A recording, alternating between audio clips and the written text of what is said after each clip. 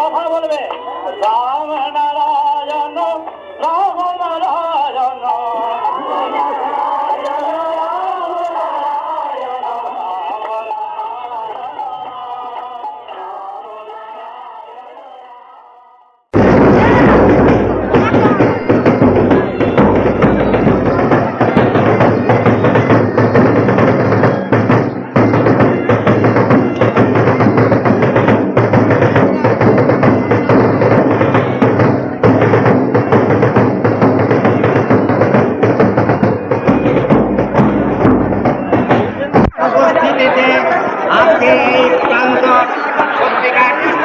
পরিণত হয়েছে।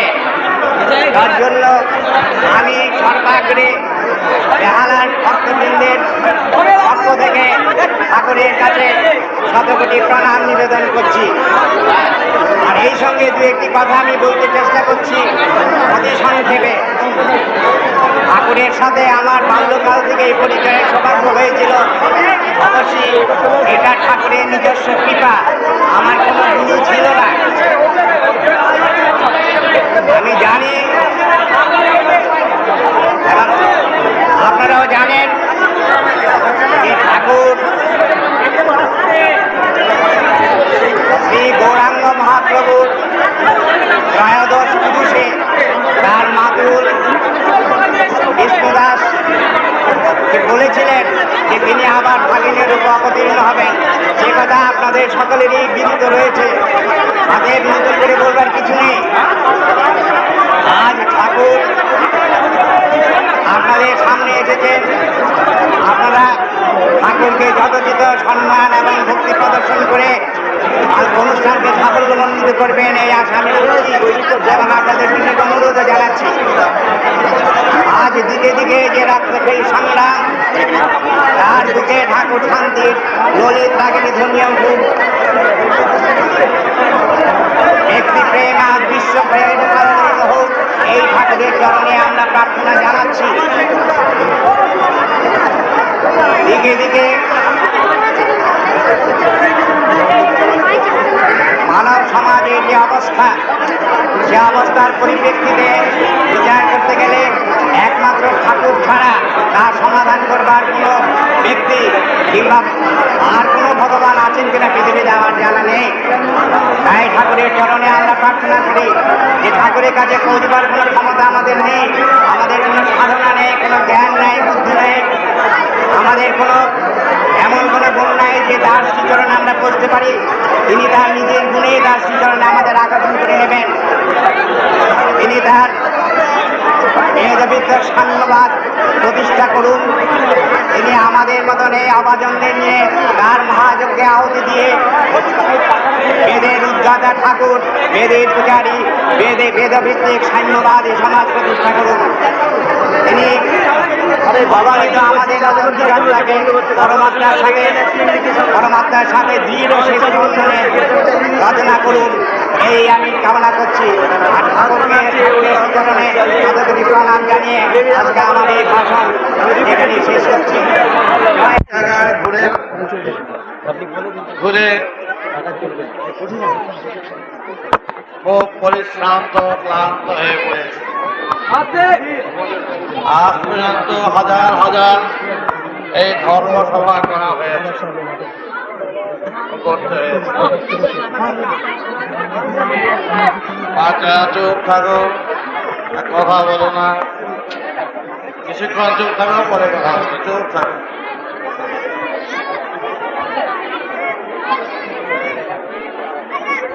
আস্তে আস্তে কেউ কথা বলো না।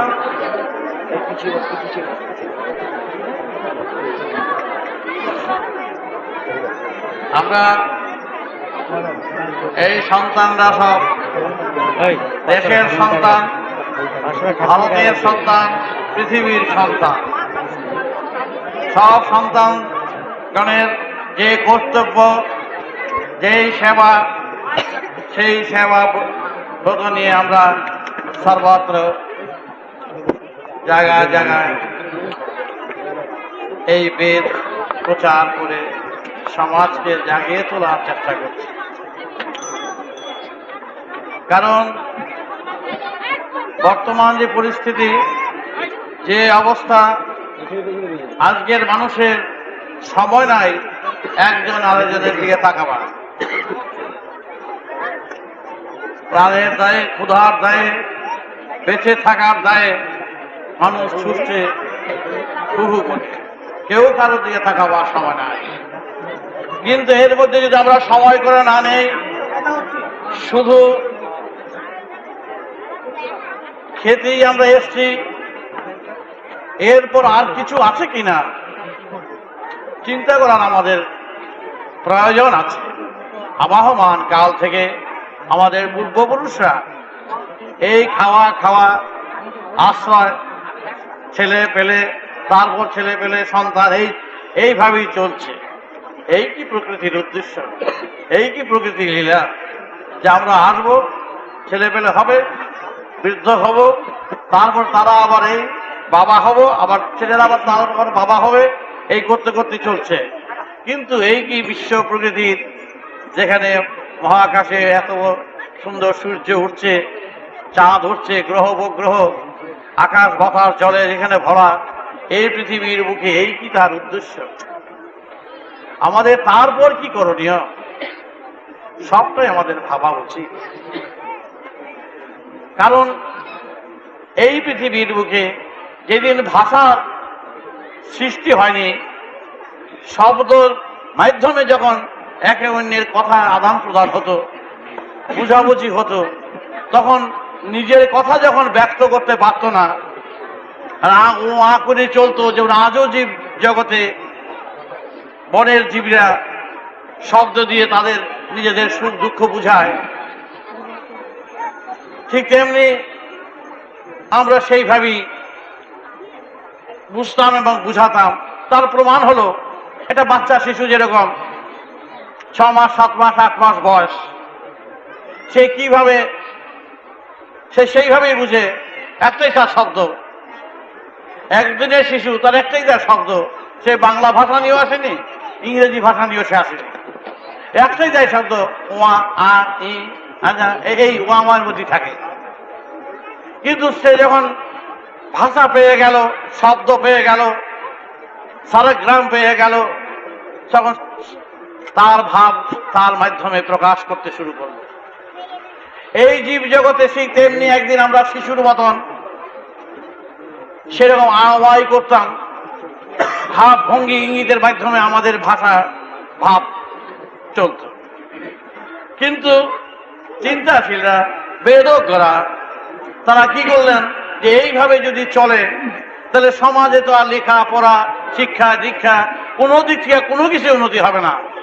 কারণ ভাব ভঙ্গির মাধ্যমে কতটা বোঝানো যায়। তাকে যদি একটা সাগরে জল, নদীতে জল, সেই জল আমরা এখানে কি করে আনি? তাকে যদি খাল কেটে না নিয়ে আসা হয়, চ্যানেল দিয়ে যদি না আনা হয়, তাহলে এই ভাব এবং ভাষা, এই ভাবকে ব্যক্ত করার জন্য আমাদের ভাষার মাধ্যমে এমন একটা ভাষা করা দরকার যে আমরা সেই ভাষার মাধ্যমে আমাদের কথাবার্তা, ভাব ভঙ্গি, আমাদের সব কিছু প্রকাশ করব। আজ যা তোমরা পাচ্ছ যে সরয়া সরয়া, এই সরয়া সরয়া তখন ছিল না, এই এবিসিডি তখন ছিল না, এই সারেগ্রাম তখন সারেগামা ছিল না। কিন্তু হাজার হাজার লক্ষ বছর আগে, লক্ষ লক্ষ বছর আগে, কত কোটি বছর হয়ে গেছে পৃথিবীর বয়স, চিন্তা করে দেখো।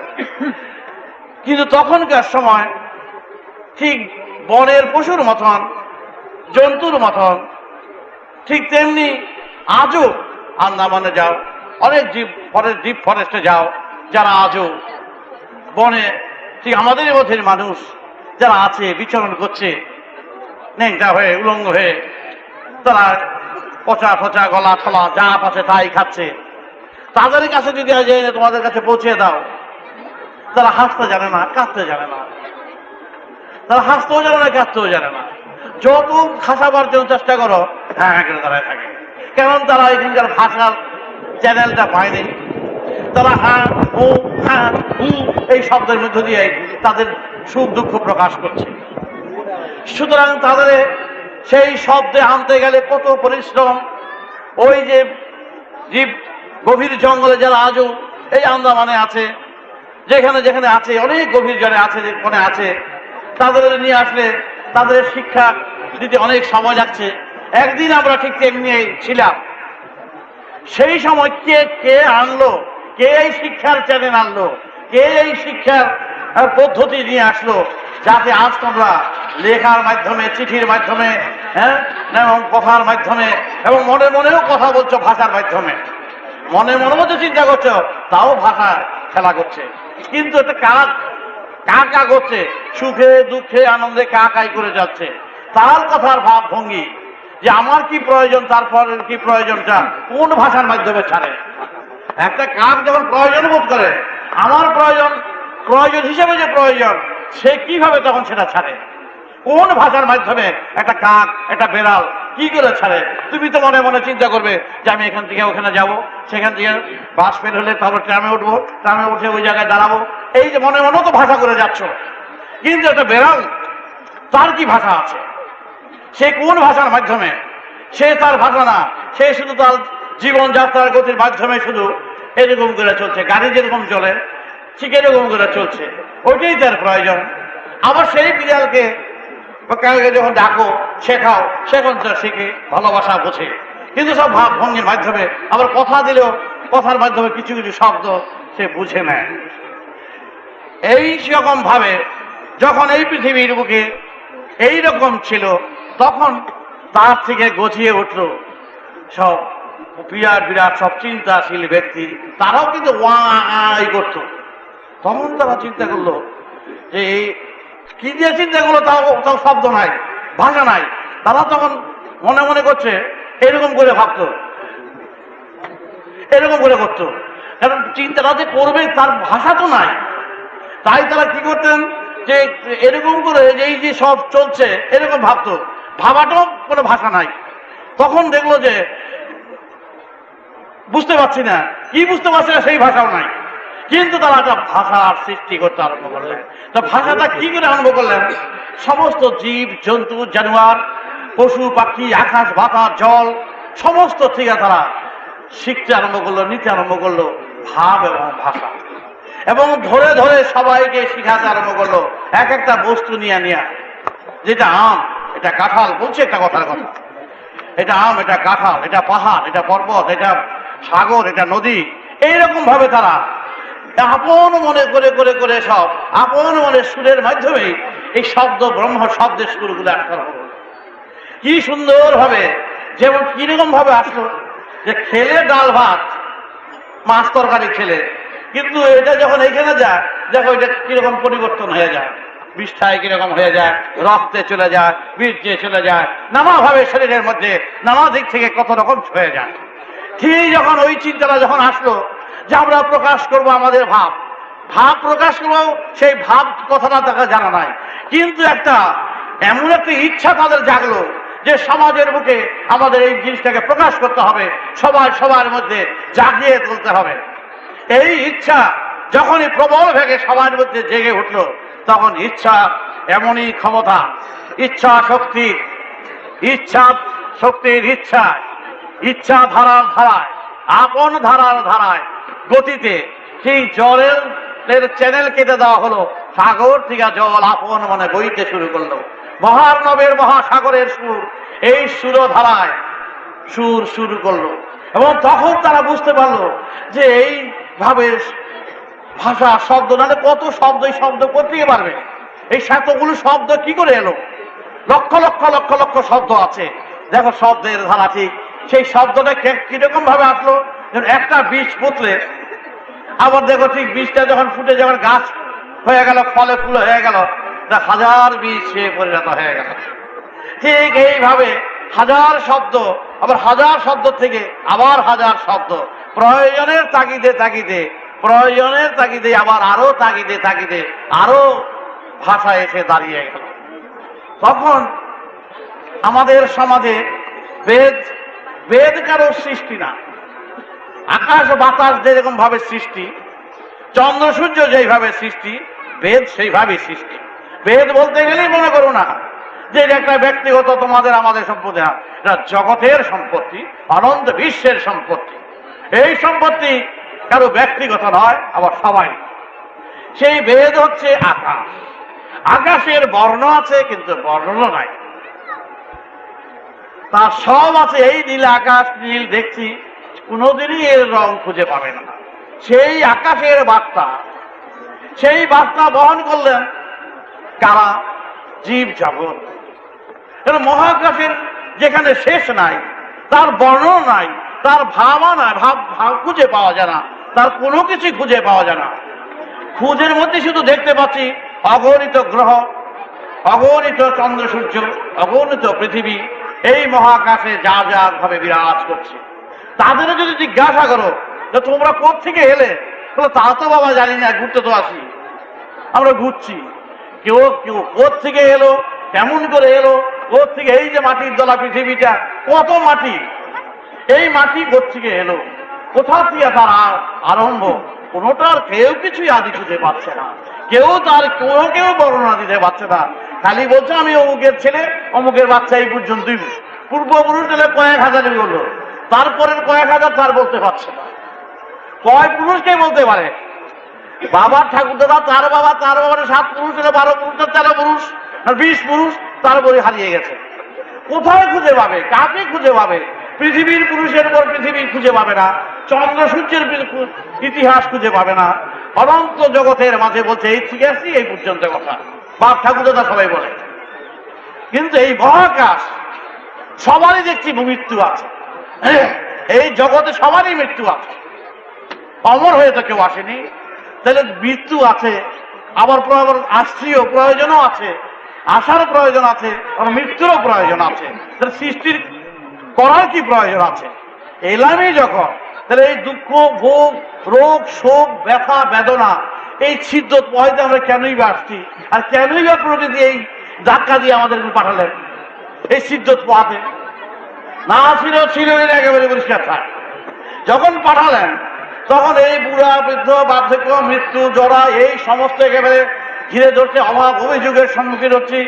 এসে আমরা খাওয়া খই, মারামারি, কাটাকাটি, ফাটাফাটি, চিন্তায় ডাকাতি, আরে বাবার শাখা দিয়ে আরম্ভ করেছি। কি করছি আমরা নিজেরাই জানি না, কেন করছি তা জানি না, করে যাচ্ছি। কিন্তু করে তো যাচ্ছি, থাকতে তো পারছি না। মারামারি কাটাকাটি করে না হয় তুমি প্রাসাদ বানালে, বাট তুমি তো পরেই তো আবার টিটিয়ে পড়ে গেলে। বুঝতাম যে না, তোমার ডাকাতিতে তুমি চিরস্থায়ী হতে পারতে, তবে না হয় একটা হতো। কেউ কিছু কোনোদিনই কিছুদিন কেউ কাউকে রাখতে পারছে না। তো সৃষ্টি তত্ত্বের এই যে বিড়ম্বনা, এই কি তার শেষ? একটু চিন্তা করে দেখবে, এই যে যার বিরাট রহস্য, অনন্ত অগণিত গ্রহ, এত বড় সূর্য রূপ দেখতে পাচ্ছ বলে বাবা তোমরা দাম দিচ্ছ না। এই যে জ্বলন্ত অগ্নি ধাও করে জ্বলছে, কোথায় খালি আকাশ, ফাঁকা জায়গায় কে এই আলো জ্বালাচ্ছে? কোথেকে এই আলো আসছে? বাকি কত দূর, কোটি কোটি মাইল দূর থেকে তার চেয়ে যে আমরা অস্থির হয়ে পড়তেছি, কিভাবে সম্ভব?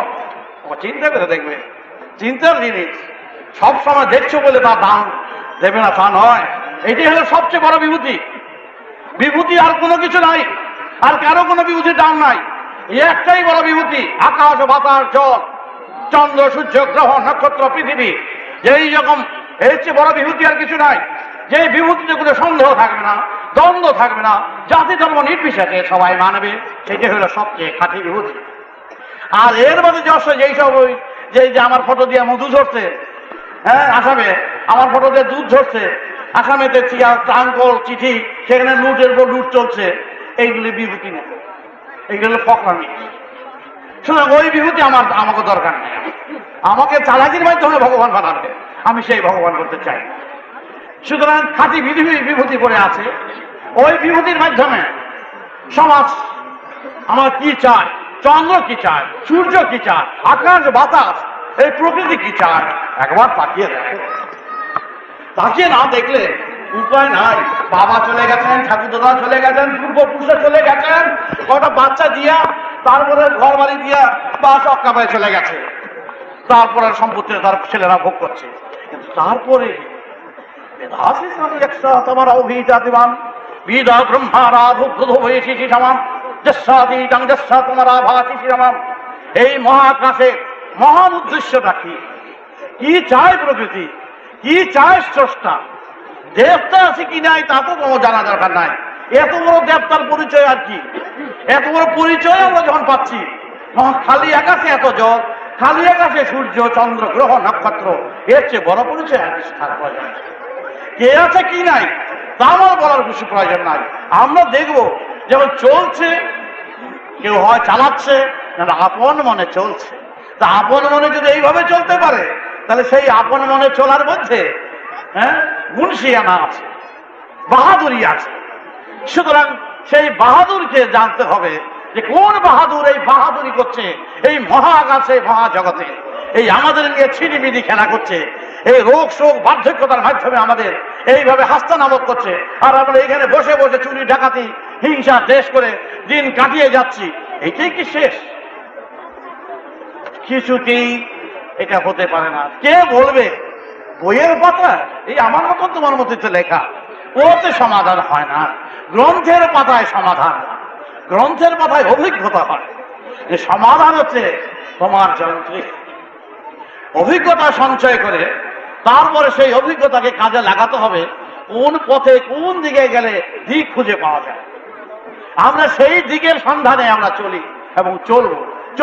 চলতে দেখবো কোথায় এর শেষ, কোথায় এর আরম্ভ, কেন আমরা এসছি, কোথায় আমরা যাব। খুঁজে আগে দেখো। মৃত্যুর পর শ্রাদ্ধ হচ্ছে, আত্মার কল্যাণ হচ্ছে, এই সবটাই তো কল্পনার কথা, গ্রন্থের কথা, লেখনীর কথা। প্রমাণে কোনো কিছু নাই, খুঁজে কাকে পাও না, যাকে দেখতে পাও না, করে যাওয়ার করে যাচ্ছ। যদি বাবা থাকেন, যদি যাত্রা থাকে, যদি এই কাজে হয়, সেই জন্য এই কাজটা আমরা করলাম। কিন্তু কেউ বিশ্বাসে করে, কেউ অবিশ্বাসে করে। তা না বলে একবার অবিশ্বাসী লোক, তার বাবা মারা গেলেন, আমার জানাশোনা, আমার কাছে এসছেন, আমার কি বিহিত? বিহিত যার যার বিহিত, করো আচ্ছা না করো আচ্ছা, আমি বলবো এই আমার বিহিত। বাবা বলে গেছেন আমি মরে গেলে এই যতগুলো তীর্থকয় আছে ঘুরে আসতে বলছেন, কি করি? বাবার আদেশ পালন তোমার যদি করা মনে করো তাহলে করো। আদেশ বাবা যখন বলে গেছেন করো, সে আদেশ পালন করতে আমি আবার আদেশ দিলাম। সে গয়া ঠয়া গিয়া সব জায়গায় গিয়া গয়াতে গেলেন, সেখানে সব পিনি ছিটি দিলেন, যা কিছু করা করলেন। আস্তে আস্তে শতেক পয়সা দান করলেন। শেষ বেলার যেইটা ইসা দাঁড়াইছে ঠিক মন্দিরে একজন ঝাঁটা নিয়ে দাঁড়িয়ে আছে। এই যে ঝাঁটা বসায়, তাহলে এইটা আবার কি? কিন্তু এর আগে অনেক কিছু হাত বুলানো, আশীর্বাদ করানো, অনেক কিছু পেয়ে আসছে। কিন্তু এটা আবার কি? তাহলে এটা হচ্ছে আপনি যে বাবার কাজটা করলেন, আপনার যে বাবা, আপনি কতটা সহ্য করতে পারেন? এই ঝাঁটার বাড়ি খেলেই বাবা পরিষ্কার হইল, আমার বলা সত্যি কাজ করছে। তাহলে এইটা কি করতে হবে? ঝাঁটা দেন। তাহলে 3খান ঝাঁটা দিল, কত? 3-4 12 পয়সা দিয়ে বাবার মুক্ত হয়েছে। তাহলে আপনি মনে করছেন হ্যাঁ, বাবা দূর থেকে দেখছেন, বলছেন বাবা আমার ছেলে আমার জন্য ঝাঁটার বাড়ি খাইছে। হায় রে হায়, যদি তাই হয় আমার বাবার জন্য যদি আরো 7টা খাইতে, 3টা খাইতে হয় দেন। যদি তাই হয় আরো 3টা দেন, তবু আমার বাবা মুক্ত হোক। আমি তো কিছুই জানি না, আমি অন্ধ, আমি অজ্ঞ। সুতরাং এই অন্ধ অজ্ঞ শুধু সে নয়, জগতের যত যারে জিজ্ঞাসা করবে সবাই অন্ধ অজ্ঞ। গ্রন্থ পাঠ করে শ্রাদ্ধের মন্ত্র পাঠ করলেই সে বিজ্ঞ নয়, অজ্ঞ সবাই। কারণ আত্মার খোঁজ আর কেউ খুঁজে পায় না। যে চলে যায় যায়, কোথায় যায় কেউ জানে না, কেউ বলতে পারে না। শুধু মানুষের তৃপ্তির জন্য যদি হয়, বাবা যদি কষ্ট পান, সেটা হলো এক ধরনের চিন্তা। মা কষ্ট পান, যদি করলে উপকার হয় বাবা, শাস্ত্রে বলছে, মন্ত্রে বলছে, জানি না করে যদি হয় তো ভালো, কিন্তু ভালো হলো তাও জানলো না, মন্ত্র আছে তাও জানলো না, কিন্তু করে যাওয়ার করে গেল। এইটা হলো বিভ্রান্ত। বেদে আত্মার কথা আছে, কিন্তু এইরকম আত্মার কথা না। যে মরে গেলে আপনারে খালাস করে দেবে, এই রকম কথা না। সুতরাং আমাদের এইরকম কল্পনার কথা দিয়ে সমাজকে ভুলাতে রাজি না।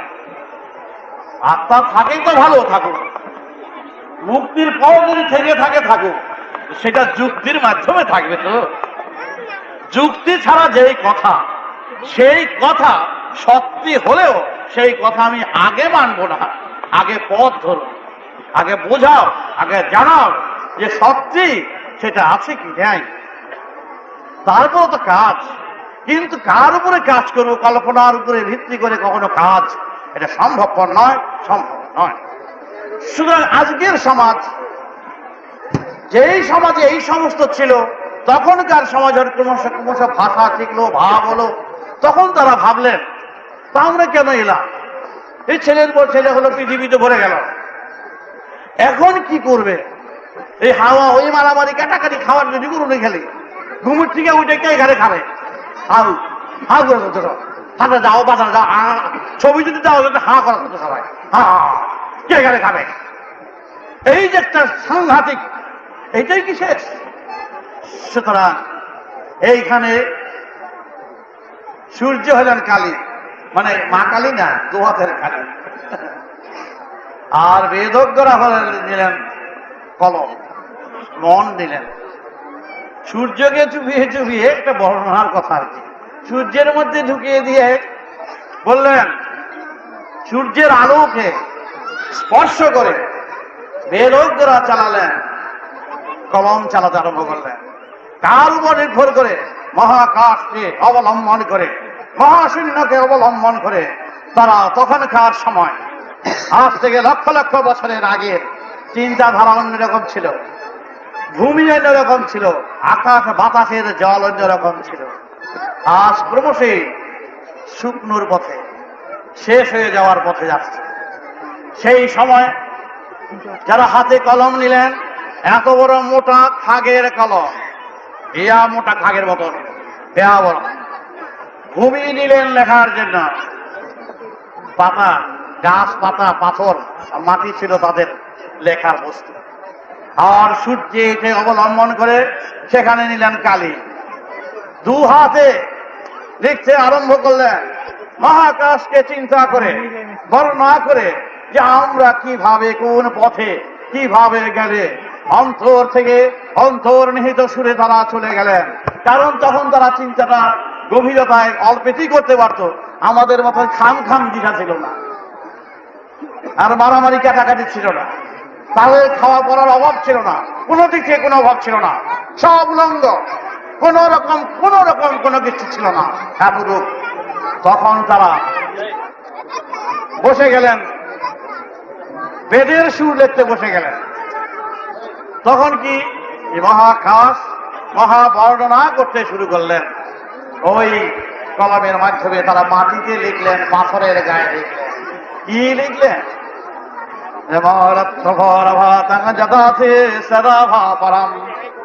শোনো বাবা, শোনো, বেদের কথা শোনো বাবা, শুনলেও মুক্ত হয়, মুক্তি হয়। এর আগে একটু বলে দিচ্ছি, যে কথাগুলো আমি বলছি 25,000 সিঁড়ির কথা, 25,000 স্তর আছে। প্রথম সিঁড়ি হলো এই সারা কেমা পাতানি চা সারা সারা, এই নবদর্পণ বাটি চালান, সর্পের মন্ত্র, যত বেদের মন্ত্র এখানকার। এতে এই প্রথম সিঁড়িতেই সাপ, বনে সাপ মন্ত্রে ছুটে আসে, সারে গামা আগুন জ্বালায়, আগুন নেভায়, এই সারে গামা দিয়ে। আর এই প্রথম সিঁড়িতে যেই মন্ত্রের কথা আছে তার তেমনি সাংঘাতিক, তাতে এখানে বড় বড় একজন কবি, সাহিত্যিক, তারপরে সুরজ্ঞ, উদাস, বৌদ্ধ, বিরাট বিরাট হয়ে গেছেন। এক সিঁড়ির কথা সেগুলো, আর এক সিঁড়ি, 2 সিঁড়ি, 3 সিঁড়ি করে 25,000 সিঁড়ির কথা আপনাদের জানাচ্ছে, সেই মন্ত্রের কথা। সেটা সাংঘাতিক মন্ত্র, সাংঘাতিক তন্ত্র, সাংঘাতিক। সুতরাং মন দিয়ে শুনুন সেই ব্যাখ্যা, সেই সুরের ব্যাখ্যা কি?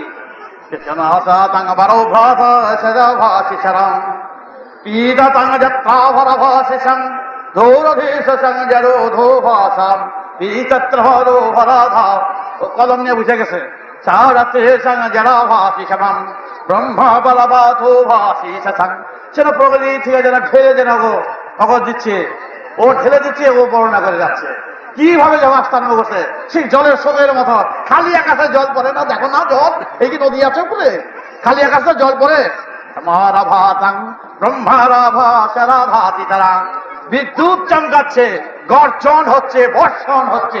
রামারাভাতাং শেষাতিয়া চলাধাতিতম রেবারা ঋধাবাশীষং বর ব্রহ্মা জগতুয়া শীষং জজাচোয়া তেরাভি সমারাভাত প্রমারাভূতি ব্রহ্মারাভোরাতম।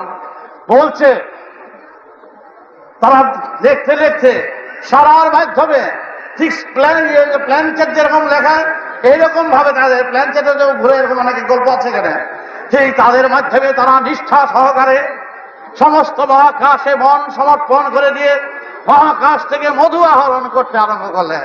মধুকর ফুলে ফুলে মধু দিয়ে মৌচাক ঘটায়। তারা অনন্ত বিশ্বের অনুপরমাণু থেকে, গ্রহ উপগ্রহ থেকে, চন্দ্র সূর্য থেকে, আকাশ বাতাস জল পশুপতি সব থেকে তারা ধারা যাচ্ছাশীরা তো ভাসিয়া তো ধারা সেই সংজাত ইয়া পরা ভাতু রে রাজা দেশাসিতা বিশ্বসনাধোতা ভারা বিয়া তো ভারা শ্যাম রে রতঙ্গা শীষর জরদ ভালো বাসিয়া হোরা ভারত ব্রহ্মা জ্যোতিরিয়া ভোরা মূলাধার জলধা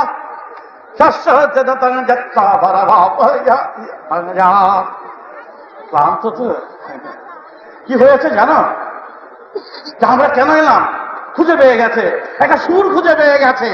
কোন সুর? সারেগামা দিয়ে দুনিয়ার সুর পাওয়া যায়। এই যে লোকে যে গান গায় সব কিন্তু সারেগামার মধ্যে পড়ে। শাসানিরা গাগা গাগা গাগা করে যে কোন সুর না পায় খুঁজে, যে সুর বাজাতে চায়, যে সুর জানতে চায়, এই সারেগামা বাধা দিশা দিয়া সব সুর গাওয়া যায়। এমন একটা সুর তারা খুঁজে পেয়ে গেল মহাকাশের মহাবর্ণনা, মহাতেজের সাহিত্যে এমন একটা সুর তারা খুঁজে পেয়ে গেল। সে সুর কি?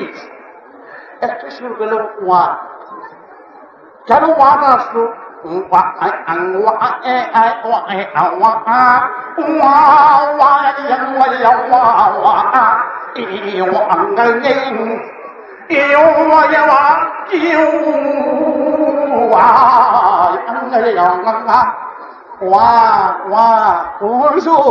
কঠিন জিনিস বাবা।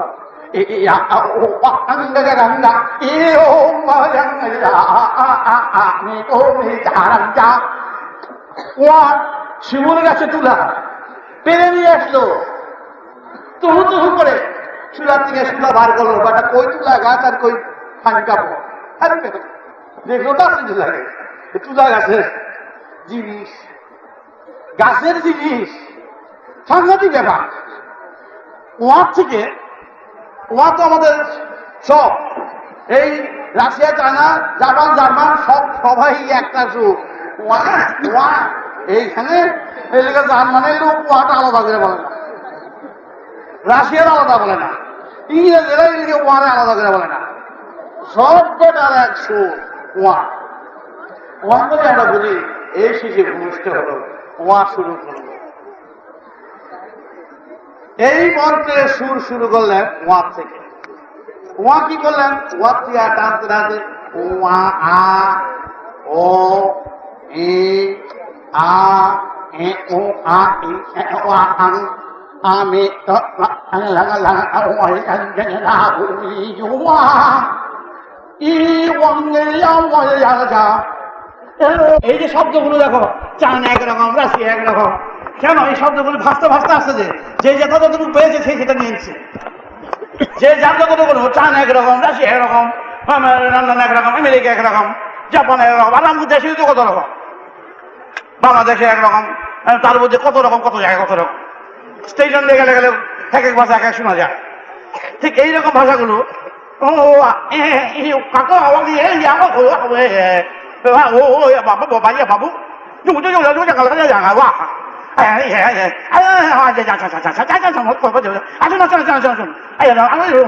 এইভাবে টানতে টানতে চলে গেল ভাষা।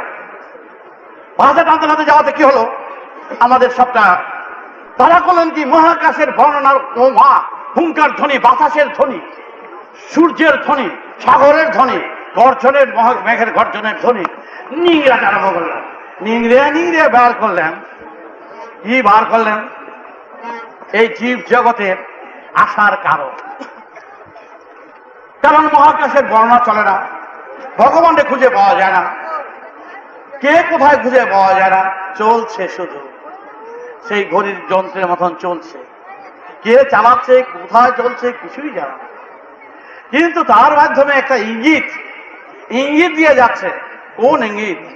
প্রত্যেকের যখন মৃত্যু আছে, পৃথিবীর মৃত্যু আছে, সূর্য চন্দ্রের মৃত্যু আছে, গ্রহ নক্ষত্রের মৃত্যু আছে, মানুষ জীব জগতের মৃত্যু আছে। শুধু মৃত্যুর জন্য শুধু এই নয়, বেদা ব্রহ্মা জগৎ উভয় ঋধা বিশি সমাম, তারা সেই খুঁজে পেলেন মহাকাশের মহাবর্ণনার মহাসুর। সেই সুর কিসের সুর? যে সুর জানলে সব সুরকে জানা যায়, সেই সুরের মাধ্যমে সবাইকে আনার ব্যবস্থা করলেন। সেইটাই হলো অমরত্বের সুর। অমর হয়ে কি হয়ে থাকা যায়, এ আমাদের থাকা না থাকা সমান কথা। সেই অমরের বাণী, অমরত্বের বাণী, মহাকাশের বাণী, সেই সুর খুঁজে পেলেন। এবং সেইটাকে কিভাবে যে এলাম আর গেলাম, আমার আমিত্বকে, আমার ইচ্ছা দিনে কিভাবে সমস্ত বিশ্বের সুরের সাথে সুর মিলিয়ে আমার ইচ্ছা আমি গতিবিধি করব, বিরাজ করব, সেই ক্ষমতা অর্জন কিভাবে করা যায়, এই মহাসুরের মহার্ণবের সারগ্রাম রয়েছে। সেই সুর সাধনা করলে সেই 25,000 সিঁড়িতে আছে আমার ইচ্ছা দিনে সর্বত্র চলবে, জন্ম মৃত্যুর সমস্যা কেটে যাবে। সেই সুর জানালেন, সে সুর জানতে পারলেন, বুঝে তখন সব অনুমাদ আত্মহারা হয়ে গেলেন। পেয়ে গেছি মাটির তলে খনি পেয়ে গেলে যেমন আনন্দ, সেই খনির মতন তারা মনন করে করে সমস্ত খনিজ পদার্থ খুঁজে পেলেন। আমাদের পাওনা পেয়ে গেছি, আমরা কোথায় যাব, আমাদের করণীয় কি আমরা বুঝে নিয়েছি। ফাঁকার মৃত্যু নয়, জুনিয়র সবারই মৃত্যু আছে, তাহলে একজনেরই মৃত্যু নাই, ওই ফাঁকা মহাশূন্যের মৃত্যু নাই, জন্ম নাই, এর এদিকেও নাই সেদিকেও নাই, কোনো দিকই নাই। সেই ফাঁকা থেকে সব আশ্রয় নিয়েছে, ফাঁকার মধ্যে সব আশ্রয় নিয়েছে অগণিত গ্রহ উপগ্রহ। তাই তারাও সেই ফাঁকাকে কেন্দ্র করেই অমরেরই সাধনা করছে। কিন্তু তারা কেন ফাঁকার মধ্যে আসলো? অমর কি জানাচ্ছে, প্রকৃতি কি জানাচ্ছে, তোমরা ফাঁকাকে খুঁজে পাবে না। ফাঁকার মধ্যে এক বিরাট মাহিত্য রয়েছে, মহানত্ব রয়েছে, মহান সুর রয়েছে, তার নিজের রূপ তোমাদের মধ্যে দিয়েই তোমাদের সত্তা খুঁজে পাবে। সেই সত্তার মাধ্যমে মহাকাশের বর্ণনায় বর্ণিত হয়ে মহাকাশে বিরাজ করতে পারবে। আপন স্বাধীন সুরে স্বস্বাধীনে ইচ্ছাধীনের প্রভাবে তোমার সর্বত্র বিরাজ করতে পারবে। এই সুর খুঁজে পেয়ে গেল। এই সুর খুঁজে পাওয়ার পরে বেদজ্ঞরা বেদের সৃষ্টি করতে আরম্ভ করলেন, ধারাবাহিক আনতে আরম্ভ করলেন। যেই বেদ প্রকৃতির গ্রন্থে রয়েছে, মহাকাশের গ্রন্থে রয়েছে, তার থেকে তারা নিয়ে এসে জীব জগৎকে জানাবার জন্য, তোমরা বোঝো, তোমরা জানো। আমরা বেদের পূজারী, শিশু বয়স থেকে এই বেদের পূজারী হয়ে এই বেদ বহন করে আপনাদের কাছে পৌঁছে দেওয়ার চেষ্টা করছি। যে বেদ আজ বিকৃত হয়ে গেছে, যে বেদ আজ ধর্মের নামে ব্যবসা করছে, যে বেদকে নিয়ে আজ লক্ষ লক্ষ হাজার হাজার নানা রকম গুরু মহানের সৃষ্টি হয়েছে, বেদে কোনো ভেদাভেদ নাই, আমি আর তুমি সমান। কেউ বীজ, কেউ গাছ, একটা স্কুলের ছাত্র, কেউ 1, কেউ 10, কেউ 6, 7, 8, 9, সবাই একই শ্রেণীর, একই স্কুলের ছাত্র। সুতরাং এই বিশ্ব প্রকৃতিতে ভগবানের ভগবত্তা যদি থেকে থাকে সবার মধ্যেই আছে। আমার মধ্যে আলাদা, তোমার মধ্যে আলাদা নয়, কেউ টেনে বসে আছে, সেটা হতে। কিন্তু আমাদের এই অবস্থার জন্য আমাদের করণীয়, যারা ধর্মের নামে ব্যবসা করছে, এই বেদ ভাঙিয়ে যারা সমাজকে বিকৃত করছে, কারা বিকৃত করছে বেদ ভাঙিয়ে? আমাদের মতন গুরুরা এই গুরুর মঞ্চে দাঁড়িয়ে শিষ্যের মাথায় হাত বুলিয়ে শিষ্যের থেকে মাথায় হাত বুলিয়ে পয়সা মারছে। এই মঞ্চে দাঁড়িয়েই আমি কথা বলছি আপনাদের কাছে। আমি 5-7 বছরের থেকে দীক্ষা দান করছি, গুরু হয়ে বসে আছি, কিন্তু আমি লজ্জাবোধ করছি এখানে গুরু শাস্ত্রে। আমি মহাপুরুষ শাস্ত্রে আসি না আপনাদের কাছে, আমি গুরু শাস্ত্রে আসি না। কারণ এখানকার গুরু বেশিরভাগ মহানরা শিষ্যের মাথায় হাত বুলাচ্ছে, বেদের নাম ভাঙাচ্ছে আর পয়সা হাঁকাচ্ছে। এটা আমি প্রতিবাদ করছি, তার জন্য অনেক সত্য দাঁড়িয়েছে। শান্তি শাস্ত্র যাগ যজ্ঞের কথা শুনেছেন, শনি রাহুর কথা শুনেছেন, তাবিজ কবচ তার আংটি আর যত গ্রহ আছে কোন দিকে কোনটা এসব আক্রমণ করে তার জন্য একেবারে চারিদিকে বুঝে ফেলছে, কিন্তু ঠেকা দিতে পারে না, কিছুতেই কোনোটাই আর আটকায় না। কারণ এগুলো সবটাই শোনা কথা, গ্রন্থের কথা, আর এগুলো ব্যবহার করছে সবগুলি হচ্ছে কল্পনার কথা। এই কল্পনার কথা দিয়ে যদি আমি আমার শিষ্য মহলে প্রায় 99 লক্ষ প্রায় কোটি কাছে ধর হয়েছে, যে শিষ্য মহলে যদি আমি এই কথা বলি কোন শিষ্যকে যে তোমার রাহুর দশা, তাহলে সেই শিষ্য হাত জোর করে চিৎকার করে বলবে বাবা উপায়, উপায় যে ট্যাগ তার ভারী আছে, উপায়ও সেইভাবেই যায় দেওয়া হলো। 15-20 হাজার টাকা যায় দিয়ে বসলাম, বাস তাকে একেবারে ফসালাম, এই হলো উপায়। আর তারা একটা যজ্ঞের ফোঁটা দিয়ে বাইর পাঠিয়ে দিলেন। এইভাবে যদি সমাজ যদি করে থাকে, আমি ইচ্ছা করে করতে পারি, রোজ 25,000-30,000 টাকা রোজগার করতে পারি, তার থেকে গাইড করার সম্মান অনেক বেশি, ডাকাতের সম্মান অনেক বেশি। তার কারণ আমি এই মঞ্চে থেকে এই নিরীহ ছেলে মেয়েদের বা বোনদের উপরে এইরকম হাত বুলিয়ে আর শনি রাহু বলে এইরকম ভাবে যদি অর্থ রোজগার করা হয়, তার চেয়ে ডাকাত চোর ছিনতাই যারা করে তার মর্যাদা তাদের কম নয়, তার পরে একটা পেশা করে। আর আমি এই বেশ থেকে সাধুর বেশ নিয়ে, গুরুর বেশ নিয়ে চাকু দিয়ে তোমাদের কুচি কুচি করে কাটবো, এইটা আমি সহ্য করি। শুধু আমি তো পারতাছি না, শান্তি শাস্ত্রের মন্ত্র জানা আছে, যাগ যজ্ঞের মন্ত্র জানা আছে, ইচ্ছা করে ফিকির বন্দি করাও আমার জানা আছে যদি ব্যবহার করি, কিন্তু আমি ব্যবহার করতে পারছি না। আমার আদর্শে, আমার বেদের আদর্শে, আমার রক্তের আদর্শে মর্যাদায় প্রত্যেকে বাদ দিচ্ছে, পারছি না, অপরাধ বলে মনে করছে।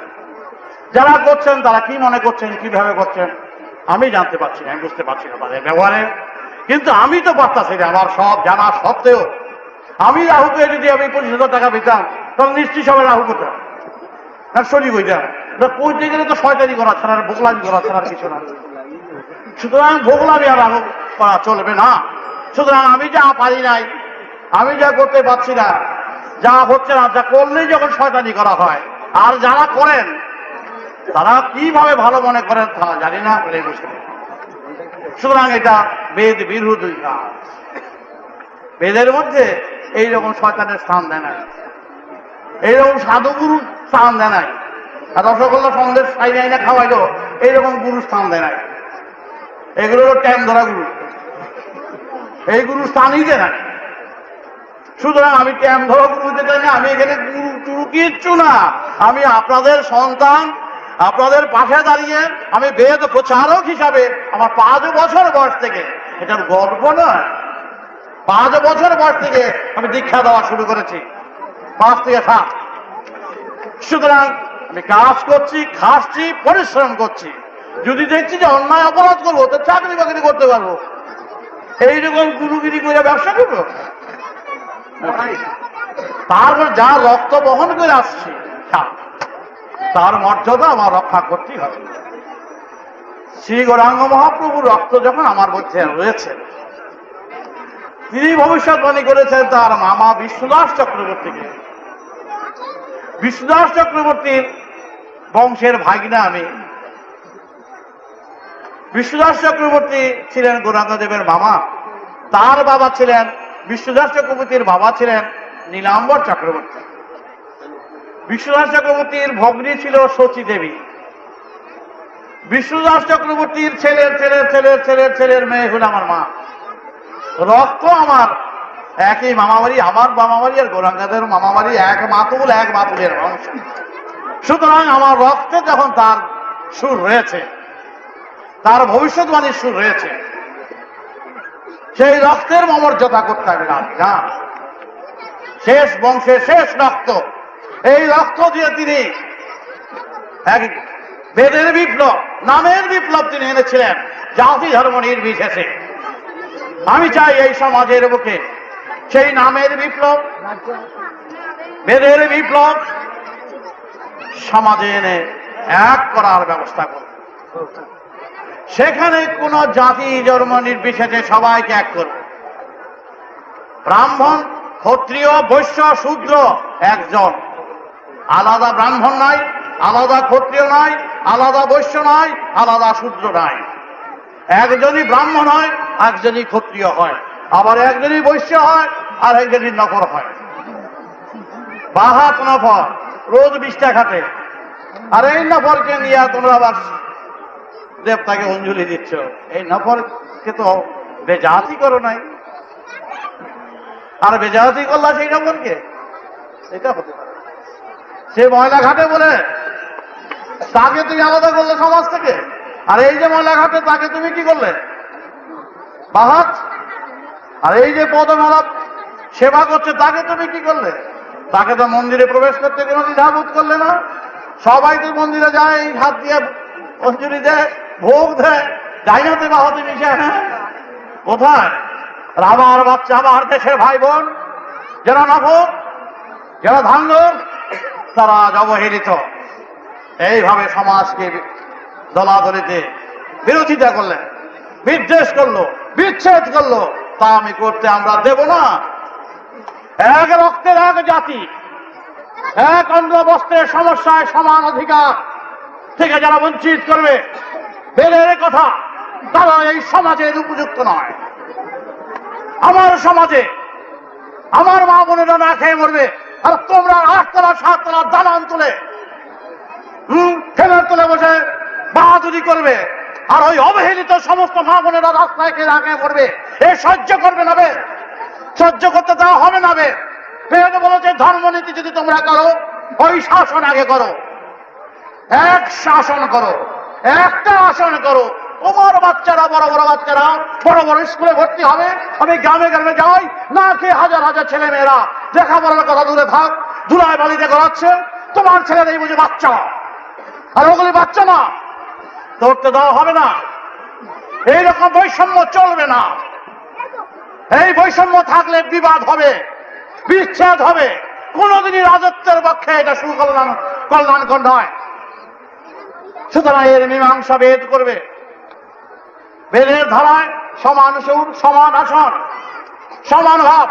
আমার সমান অধিকার থেকে কেউ বঞ্চিত করতে পারবে না। যারা বঞ্চিত করবে তারা বন্ধু নয়। আমরা খুন চাই না, আমরা রাজনীতি করি না, কিন্তু আমরা না খেয়ে মরবো উ করতে পারবো না। এই কথা তো বললে, বারণ করলে চলবে না।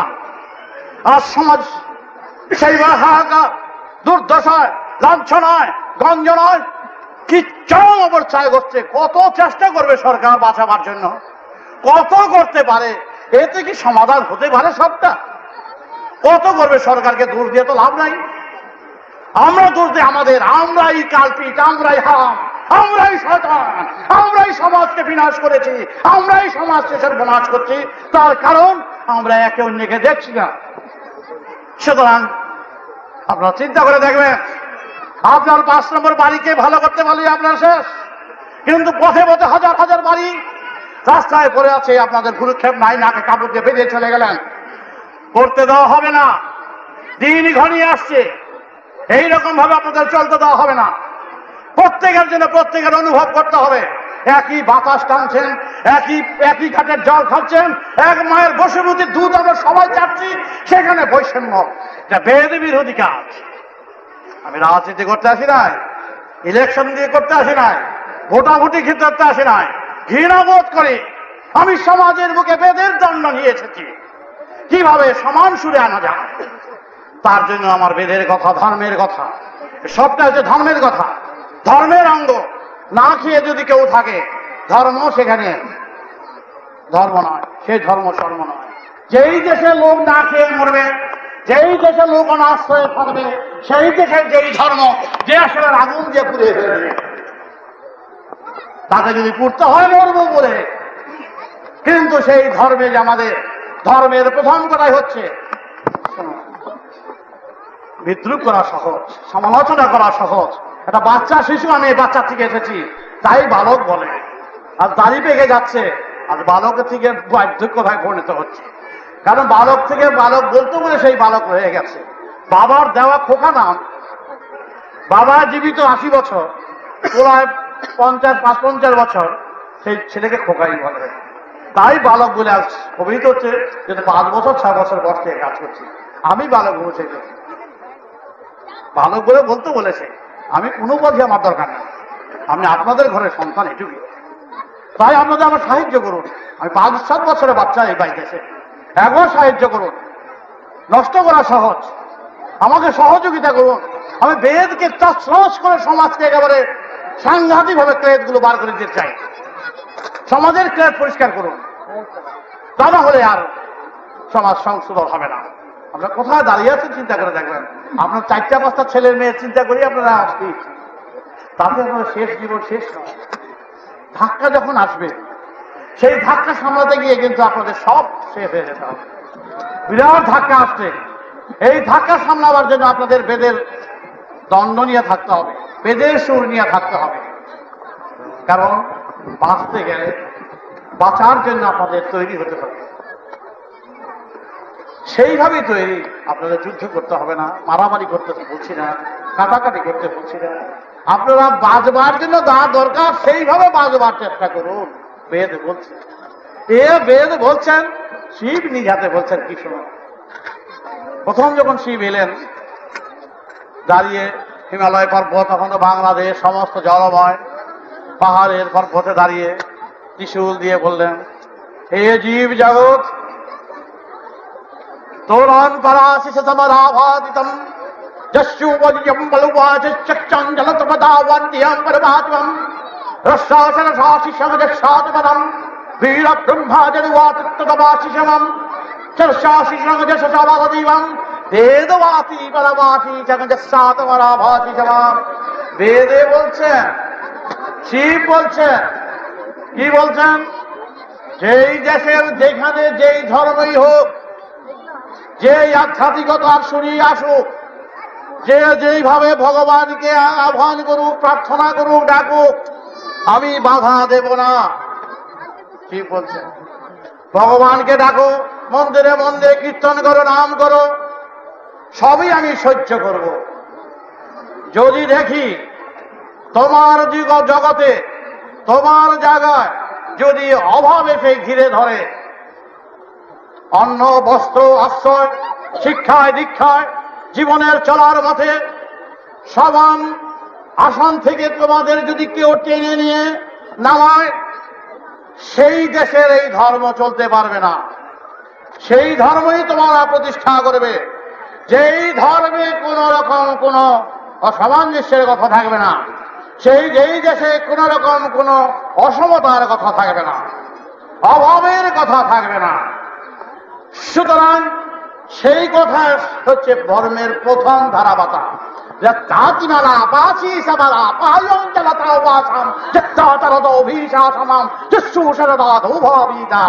তোমরা সেই ধর্ম করবা। আগে দেখো তুমি তাকিয়ে তোমার দেশবাসীর মা বোনেরা, বাচ্চারা দুধ পাচ্ছে কিনা, মা বোনেরা খেয়ে বেঁচে আছে কিনা, সব বাচ্চারা শিক্ষার সুযোগ পাচ্ছে কিনা। তাকান দেখি, একা চারদিকে তাকিয়ে দেখেন, ঠিক আছে? একটা বাচ্চা ভর্তি করে দিয়ে কয়জন এমএলএর ভাষণে দৌড়িতে হয়, কয়জন মনীষীর কাছে জয়মগ, কয়জন বড় লোকের ফাঁস ধরতে হয়, একটা স্কুলে ভর্তি করতে সাধারণ। আর চাকরি বাচ্চারা বা ধুলায় করায়, ও তো আপনাদের বাচ্চা না, বাচ্চার প্রতি আপনার বড়ও করেন না মনে হয়। আপনাকে কয়টা বাচ্চা সাজি গুজি করে বেশ টাইটাই বান্ধা লয়ে চলছে, দেখ এটা আমার বাচ্চা, আমি বড় অফিসার। এইসব চলবে না, ভেলকিবাজি চলবে না। বেদ এগুলো ক্ষমা করবে না, এগুলো তল একেবারে পরিষ্কার করে দেবে। এবার আমি সেই কাছি নিয়ে এসেছি, যে ওই আগাছা যত সব এক জায়গায় রেখে দেব, মারবো না। কত এই আগাছাগুলি অন্য গাছ নষ্ট করবে। এই ধনী গোষ্ঠী বা শোষক গোষ্ঠী বা সঞ্চয় গোষ্ঠী, বেদ বলতে সঞ্চয় করা নিষিদ্ধ। সঞ্চয় যারা করবে তারা রাবণ গোষ্ঠী। সুতরাং অসুর গোষ্ঠী, রাবণ গোষ্ঠী, দস্যু গোষ্ঠী কিছু সংখ্যকের দ্বারা আমরা অস্থির হয়ে পড়ব, সেই গোষ্ঠীদের এক জায়গায় রাখতেই হবে। আপনারা এইভাবে চললে চলবে না। তাই ধর্মের এগুলো কথা, এগুলো রাজনীতির কথা মনে হয় মাঝে মাঝে না একটু হবে, কারণ ওই কথা তো নাই। দুবাতে আসিল ভাড়া দা ভাতা ভাতা দিয়া লইলেন সামর্থ্য মিলা মধ্যে গেলিলেন দিয়া সবাই মিলা ধাও সবাই মিলা, এই কথা নাই, এই কথা বেঁধে নাই। এইগুলি হইল সেখানে ভালোবাসা হয়ে গেলে, টাকা পয়সা ভর্তি হয়ে গেলে আছে একটু না হয় মজার কথা কইলাম। আর এইসব কথা চলবে না, এগুলো ধর্মের কথা না। ধর্মের কথা হচ্ছে এইসব কথা, ব্রত কথা হচ্ছে এইসব কথা, যে কিভাবে সমাজকে ঠান্ডা করতে হয়। বেদজ্ঞরা ঠান্ডা করার জন্য সব দাঁড়িয়ে গেলেন। তারা জ্ঞানের মাধ্যমে, প্রেমের মাধ্যমে, মারপিট করে না। কিন্তু আশ্চর্য বিষয়, আমরা যতগুলি দেবতারে পূজা করি সবগুলি বেটা মারপিট হয়। না হয় এই না এই, আরে বাপরে বাবা, আমাদের বাবা, আমরা এই দেশের লোক, আমরা মারপিট করব না, আমরা ভালোবাসা দিয়ে সবাইকে জয় করব। যতগুলি দেবতারে পূজা করি সবগুলি কিন্তু সাংঘাতিক সাংঘাতিক। যেহেতু সাংঘাতিক সাংঘাতিক তেমন করেছে বলে তারা সাংঘাতিক সাংঘাতিক। আজকের সাংঘাতিকটা কি? আজকের সাংঘাতিক হচ্ছে মহাপ্রভু হরে কৃষ্ণ হরে রাম, ওই 25,000 মন্ত্র যেই হরে হরণ করলেন, যেই কৃষ্ণ হরণ করলেন, সেই কৃষ্ণ হচ্ছে আকাশ। বৃন্দাবনের কৃষ্ণ কিন্তু কৃষ্ণ না, আরেক কৃষ্ণ, আরেকজন ছিলেন, মানে এইজনই তাকেই কৃষ্ণ করলেন। এই মহাকাশের বর্ণনায় বর্ণিতের সুর তার মধ্যে পেয়েছে বলে ওইকে কৃষ্ণ বলে তাকে গণ্য করলেন। আর রাধা, সেই রাধাকে যেই ধারা অনন্ত বিশ্বের সুরকে বহন করে এই ধরা পৃথিবী সৃষ্টি করলো, এই ধরিত্রী হলো, সেটাই হলো ধারা। আর ধারাকে যদি বারবার উচ্চারণ করা যায়, ধারা ধারা রাধা রাধা হয়ে যায়। এই ধারার সাথে আর ওই মহাকাশের কৃষ্ণর সাথে এক যোগাযোগ সূত্রে বন্ধন আছে বলে তাই হলো রাধা কৃষ্ণ। এগুলো পরের ভুলে বাইর করে দিয়া করে নাই, এই ভুল করবেন না, এই কলঙ্ক তার গা চালাবেন না যে রাধারে লইয়া বাইরে গেছে গিয়া। তার বিবেক বৈরাগ্যের বিষয় কত ঘান বেরিয়ে গেল। কিন্তু রাধা হচ্ছে ধারা, কৃষ্ণ হচ্ছে আকাশ। সেই মহাকাশের মহাবর্ণনা সুখ যখন এই কৃষ্ণের মধ্যে পেল, মহাকাশের রামত্বরাভিতম, রামের সুর যখন রামের মধ্যে পেল, তখন রা হচ্ছে মুক্ত আকাশের মুক্ত বর্ণনা সুর, এই নীল বর্ণ আকাশের সুর। তাই রাম বলে গণ্য করলেন। শিব হচ্ছে মঙ্গল, শিব হচ্ছে মহাকাশের মহাবর্ণায় বর্ণিত ক্ষিতি তেজ, পবন দেবতা, অগ্নি দেবতা, সূর্য দেবতা, তাদের সংস্পর্শনে মিশ্রিত মঙ্গলের স্বরূপের স্বরূপকে মঙ্গল রূপে রূপ দেওয়া হলো শিব। সেই শিব হচ্ছেন মঙ্গল। সেই শিব কি করলেন? শিব ইয়া পড়ে দিছে, কোথায় পড়ে আছে? মা কালী শহরে। কেমন লজ্জার কথা, স্বামী তার উপরে বৌদারে রয়েছে, দেখলেও তো লজ্জা লাগে যতই পূজা করি। কিন্তু তা না, মা কালী দাঁড়ায় নাই, মা শিবের উপরে মা কালী দাঁড়ায় নাই কোনোদিন। শিব হচ্ছেন মঙ্গল। মানচিত্র, দেশের ভারতবর্ষের মানচিত্র যেমন আছে, মানচিত্র আছে না সমস্ত লেখাগুলা, সেই শিব হচ্ছেন অনন্ত বিশ্বের মানচিত্র স্বরূপ মঙ্গলময়কে রেখে দেওয়া হয়েছে। মঙ্গলময় বললেন আমি মঙ্গলময়, আমি এইভাবে আমার মঙ্গল। মঙ্গল কি করে হাসে? সেই মঙ্গলময়ী আবার বললেন মঙ্গল আছে কি করে জানো? শিবই আবার তার উপরে দাঁড়াইয়া কালী হয়ে গেল, শিবই নিজে দাঁড়িয়ে গেলেন তার উপরে। কেন দাঁড়ালেন?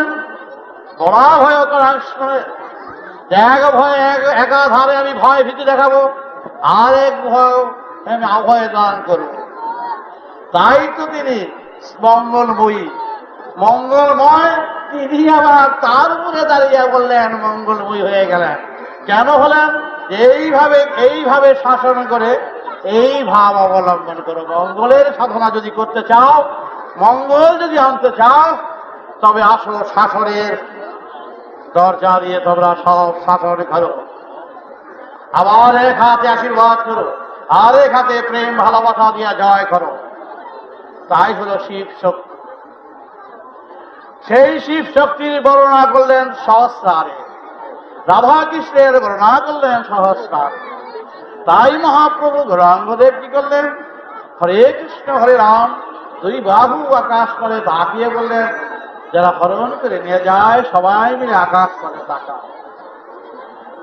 সেই তারই সার কথা, সার ধর্ম 500 বছর হয়ে গেল, তারই রক্ত। আমি এই কথা টেনে নিয়ে আসলাম, রাম নারায়ণ রাম। এই রাম নারায়ণ রামের অর্থ এখানকার রাম না নারায়ণ না, তবে আছে তারা ব্যবহার করছে। সেই মহাকাশে রাম, মহাকাশে নারায়ণ, মহাকাশের বর্ণনায় বর্ণিত হয়ে যেই বর্ণনা সূত্রে গাথা রয়েছে, অনন্ত বিশ্বের সূর্যে নিংড়ে এই সারগ্রাম সারেগাবা বাতারিসা, এইভাবে আনা হলো রাম নারায়ণ রাম। 24-25 হাজার সিঁড়ির কথা বলছে। তাই এই 25 হাজার সিঁড়ি রাম নারায়ণ রাম এই নাম যখন চারিদিকে ছড়িয়ে দিল, এই সারগ্রাম যখন বেদজ্ঞরা বার করলেন, সমস্ত বেদজ্ঞরা শিবের কাছে গেলেন। শিবের কাছে গিয়ে বললেন, প্রভু এখন আমাদের করণীয়। শিব তখন আশীর্বাদ করলেন, হ্যাঁ। এবার বেদজ্ঞদের বললেন, এবার যন্ত্রে বাজাও। এই দেখো যন্ত্রে বাজাও। কি বাজাবো? মূলাধার, স্বাধিষ্ঠান, মণিপুর, অনাহত, বিশুদ্ধ, আজ্ঞা, সহস্রারের ধ্বনি বাজাও। বাজাতে বাজাতে সমাজকে জানিয়ে দাও। তাই বেদজ্ঞরা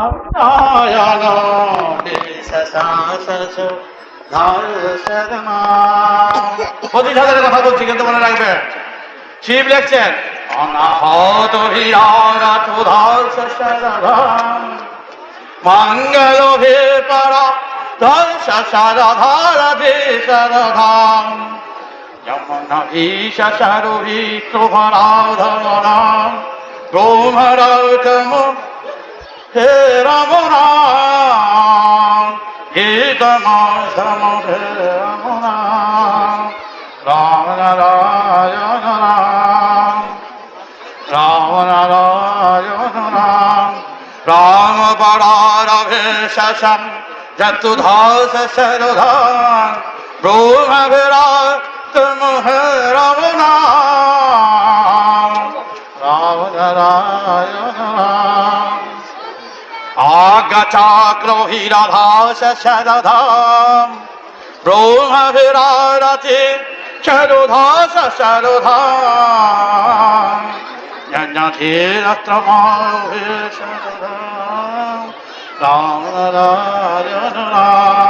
বেদজ্ঞরা নিয়ে নিতেছেন, এই যন্ত্রগুলো শিখতেছেন, আর শিব বলে যাচ্ছেন এগুলো।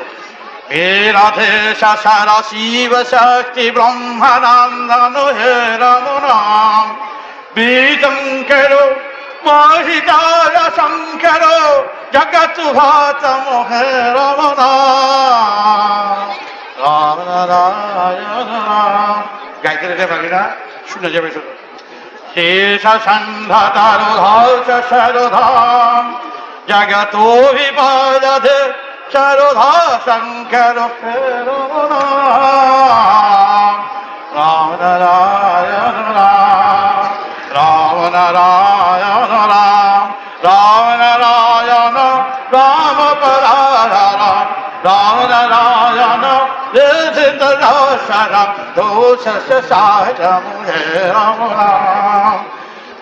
এইভাবে করে প্রচার শুরু করলেন। জগতের মধ্যে এক শান্তির ধারা বয়ে আসলো। আপনারা ধারে ধারে শিব এবং বিষ্ণুর সমন্বয় বেদ মাথা গায়ত্রী নিজ হাতে অর্পণ করলেন শিব এবং বিষ্ণুকে। আপনার এই নাম দিয়ে উচ্চারণ করে সরকার আমি এরই দীক্ষা দিচ্ছি, দাঁড়ে দাঁড়ে দীক্ষা দিয়ে যাচ্ছি। দীক্ষা নিতে টাকা লাগে না, খড়ি লাগে না, বস্ত্র লাগে না। যারা দীক্ষা নিয়েছে তারাও দীক্ষা নিতে পারে, কারণ আমি 5 বছর বয়স থেকে দীক্ষা দিচ্ছি। আমার জন্মের সুর আছে, আমার দীক্ষা দেওয়ার মতো অধিকার নিয়ে আমি, আমার অহংকার নয়, আমি খেতে আবার জমি চাষ করে আসছি। শত বাধা বিঘ্ন, অপমান, লাঞ্ছনা, সেগুলোর কেস, ডাকাতির কেস, জমি মারার কেস, সমস্ত ধারা, সমস্ত বাধা বিঘ্ন অতিক্রমণ করে আসছি। যারা দীক্ষা নিতে ইচ্ছুক তারা দীক্ষা নেবেন। সেই আগের দীক্ষা যারা নিয়েছেন তারা 18 বার জপ করলে হয়ে যাবে। তাই এই নাম করবেন। তাই মহাপ্রভু বলেছেন, দ্বারে দ্বারে নাম যাচ্ছে গৌর নিত্যানন্দ, পথে ঘাটে নাম যাচ্ছে গৌর নিত্যানন্দ।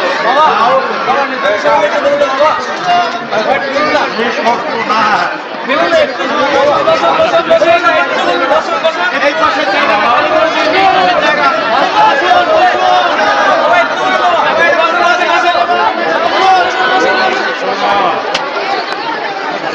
এগুলো রাখো ভাই, করবে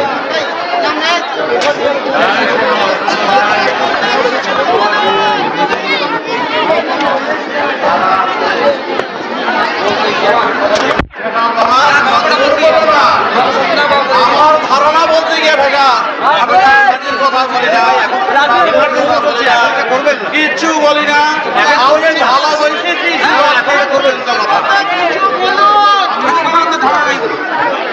ধারণা বলতে গিয়ে লাল বাজার, লাল বাজার, সুপ্রিম কোর্ট।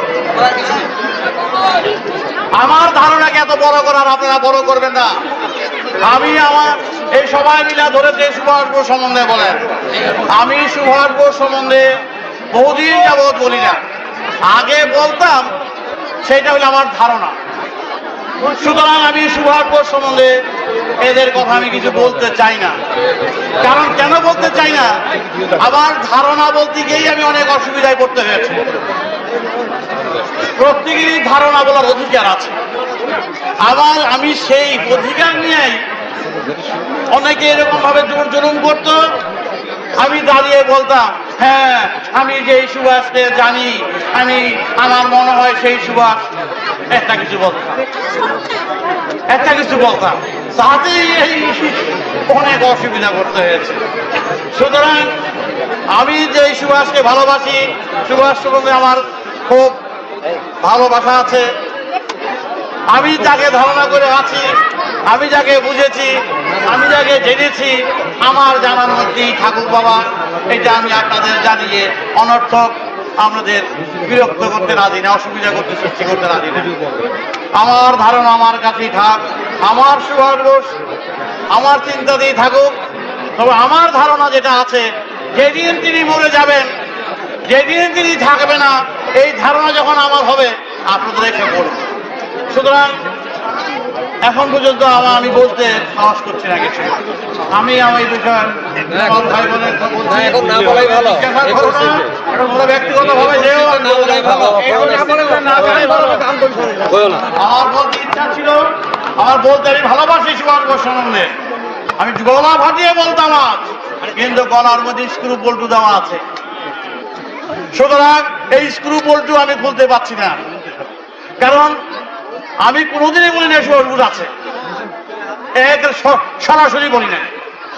আমি যখন যেটা বলছি আমার ধারণাটাই বলছি, আমার এই ব্যক্তিগত ধারণায় এখন পর্যন্ত আমি সুভাষ বোসকে যখন হারাই নাই আমার মনের থেকে, হারাইনি, সুতরাং সেই পর্যন্ত আমি চুপ করে থাকবো।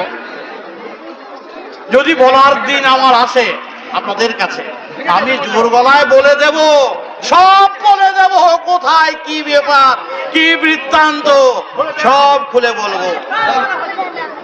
চুপ করে থাকুন, এখন আমি কিচ্ছু বলবো না, আমাকে বলতে অনুরোধ করবেন না।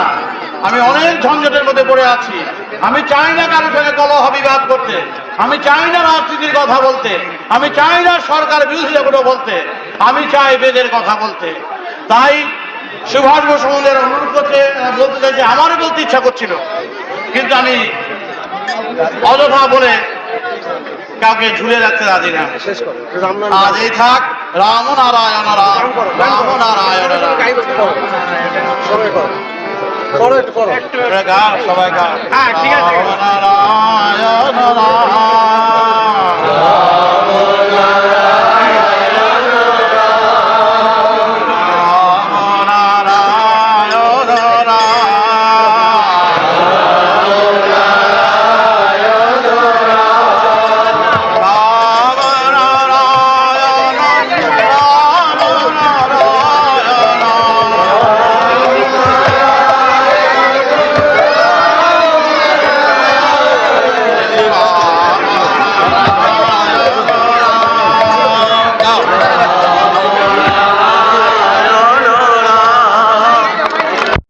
প্রিয় শ্রোতাবৃন্দ, আপনারা আপনাদের মতামত কমেন্ট করে জানাবেন এবং শেয়ার করে সবার মাঝে ঠাকুরের কথা ছড়িয়ে দেবেন এবং সাবস্ক্রাইব করে দেবেন যাতে পরবর্তী অধ্যায়গুলো আপনাদের কাছে সহজেই পৌঁছে যায়। রাম ও নারায়ণ রাম।